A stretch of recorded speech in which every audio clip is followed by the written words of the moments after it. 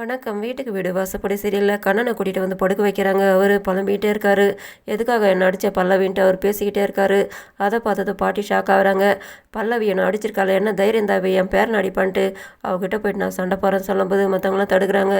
இப்போ நீங்கள் போய்ட்டு பிரச்சனை பண்ணி வைக்காதீங்கப்பா, அந்த பொண்ணு தானே கூட்டிகிட்டு போயிட்டு கஷ்டப்பட்டிருக்கா, இவன் என்ன பண்ணானோ எது பண்ணானோ அதெல்லாம் நமக்கு தெரியாது, இவன் குடிச்சிட்டு கலாட்டா பண்ணியிருப்பான், அதனால் அவள் கை நீட்டிகிட்டு இருப்பான்ட்டு பாட்டி தடுத்துடுறாங்க. இதே மாதிரி பல்லவி உட்காந்து புலம்பிகிட்டு இருக்காங்க. இந்த பார்வதியால் தான் நான் அவனை கல்யாணம் பண்ண வேண்டியதாக போச்சு, இந்த ஜோக்கரில் எனக்கு கல்யாணம் பண்ணி வச்சுட்டாங்க, இந்த குடும்பத்தோடு சேர்ந்தானே எனக்கு கல்யாணம் பண்ணி வச்சுட்டாங்க, இப்போ நான் படுற கஷ்டத்துக்கு அவங்க பதில் சொல்லி ஆகணும், இந்த பார்வதியை நான் வீட்டை விட்டு வெளியே அனுப்புகிறேன், இவ்வளோ இருக்க மரியாதை நான் கெடுக்கிறேன், இந்த குடும்பத்தில் இருக்கிறவங்களும் எனக்கு பதில் சொல்லி ஆகணுன்ட்டு அவங்க ரொம்ப கோவப்பட்டுக்கிட்டு இருக்காங்க பார்வதி மேலே, இந்த குடும்பத்தில் இருக்கிறவங்க மேலேயும். கண்ணனோட அம்மா உள்ளே வராங்க. அவங்க அப்பா பிடிச்சி திட்டுறாரு. அவங்களுக்கு கல்யாணம் பண்ணி வச்சது தப்போன்னு நினைக்கிறேன். இப்போது இதெல்லாம் பார்த்தானாக்கா என்னோடய ஃப்ரெண்டு என்ன நினைப்பான், பாவம் அந்த பொண்ணு நல்ல பொண்ணாக இருக்க வச்சு இதெல்லாம் சகிச்சுக்கிட்டு போயிட்டுருக்கா, அவள் ரொம்ப மாடனாக வளர்ந்த பொண்ணு சந்தோஷமாக இருக்கும் வாழணும்னு நினச்சிருப்பா, இவன் அந்த மாதிரி குடிச்சிட்டு கலாட்டா பண்ணிக்கிட்டு இருக்கான்ட்டு இவர் அவங்க அம்மா கிட்ட கோவப்பட்டு பேசிக்கிட்டு இருக்காரு.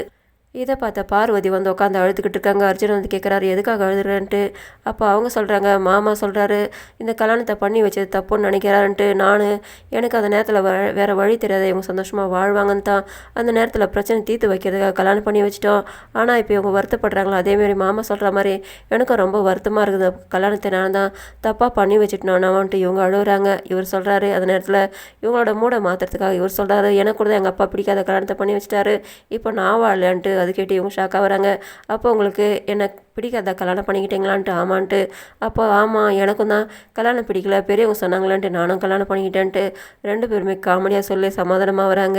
நீங்கள் என்னை சந்தோஷமாக பார்த்துக்கிறீங்க, எனக்கு அது தெரியுது, எனக்கு அம்மா அப்பா இல்லை தான், ஆனால் நீங்கள் எனக்கு அம்மா அப்பாவாக இருந்து என்னை பார்த்துக்கிறீங்க, எனக்கு ரொம்ப சந்தோஷம்.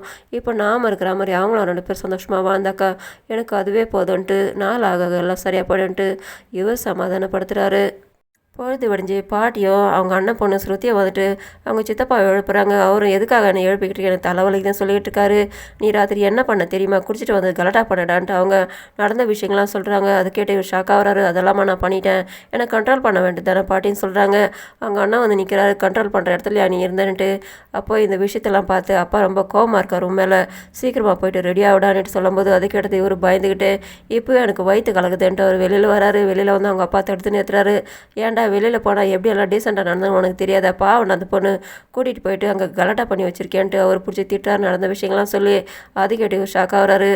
அவர் அந்த நேரத்தில் என்னால் கண்ட்ரோல் பண்ண முடியல, அதனால தான் மாமா நான் கை நீட்டிட்டேன்ட்டு பல்லவி சொல்கிறாங்க. அதை கேட்டது என்ன நீ அடிச்சான்ட்டு இவர் சொல்கிறாரு. பின்ன நீங்கள் அந்த இடத்துல அப்படி பண்ணிட்டீங்க, அதனால் எனக்கு வேறு வழி தெரியாமல் நான் அடிச்சுட்டு என்னை மன்னிச்சிடுங்க, இப்போ நீங்கள் போய்ட்டு ரெடியாக அவங்க வாங்கன்ட்டு அவங்க கூட்டிகிட்டு போய்ட்றாங்க. பார்த்தியா அந்த பொண்ணு நல்ல பொண்ணு, ரொம்ப வருத்த மனசில் இருந்தாலும் எதுவுமே காட்டிக்க மாட்டா, இவன் நல்ல வாழ்க்கை அமைஞ்சிருக்குது, அதை அவன் பயன்படுத்திக்கணும், இவனுக்கெல்லாம் நீங்கள் அட்வைஸ் பண்ணக்கூடாதுன்னுட்டு விஸ்வநாதன் குடும்பத்தில் இருக்கிறவங்க எல்லார்ட்டையும் சொல்கிறாரு.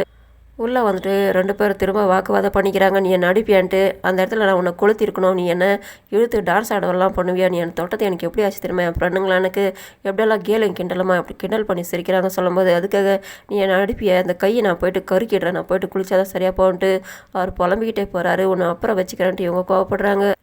இந்த நேரத்தில் அஜயும் அஞ்சலியும் கல்யாண பத்திரிக்கை எடுத்துகிட்டு வராங்க குடும்பத்தில் இருக்கிறவங்க கூப்பிட்றதுக்காக. இவ்வளோ விஷயம் நடந்து கூட நம்ம போயிட்டு கூப்பிட்டா வருவாங்களா, இவங்க சம்மதத்தோட நம்ம கல்யாணம் பண்ணிக்க முடியும்னு நீங்கள் நினைக்கிறீங்களா, அந்த நம்பிக்கை எனக்கு இல்லைன்ட்டு அஞ்சலி சொல்கிறாங்க.